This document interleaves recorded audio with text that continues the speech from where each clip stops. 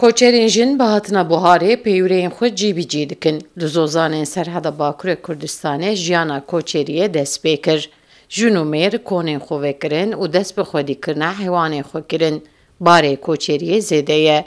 Bi taybetî barê jinên koçer zêde ne. Jin li gel zilameyên xwe heywanan xwedî dikin, şîrên wan didoşin, pênîr çê dikin, him jî li zarokên xwe dinêrin. Sibehê zû dest bi amedekariya xwarina firavînê jî dikin. Jin dibêjin barê me ji zilaman zêdetir e, lê jiyana li Zozanan di xwezayiyê de hemî zehmetî dide ji bîr kirin. Hava honig e. Keyfa me tê em werin Zozana. Wextê Zozana tê zeh keyfa me tê em tên Zozana. Valla hone hêdî jiyana wê.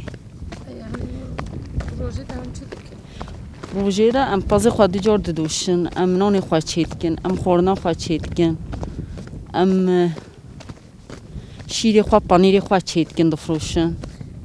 Ji bo jina zehmet ne? Valla zehmet e mirov mecbûr e ha. Mirov mecbûr e karê xwe bike.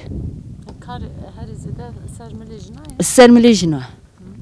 Zilam nikare îşkî, zilamê me nikare îşkî.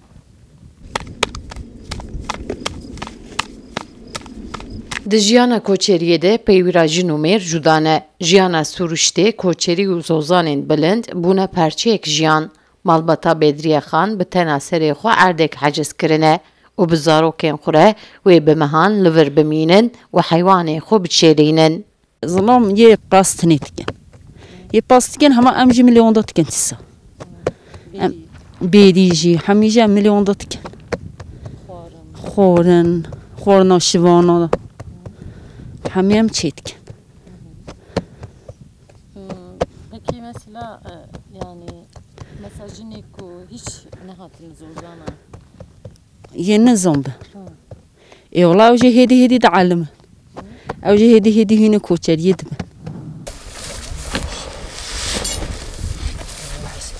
Bedewiya xwezayê jî geh baye, geh ba û bagere. Xwezayiya welat bûye jiyan. Koçer li Zozanên Bakurê Kurdistanê bi şert û mercên xwezayiyê de bi azadî dijîn. Sevda Kaplan, Kurdistan TV, Zozanên bajarê Mûşê.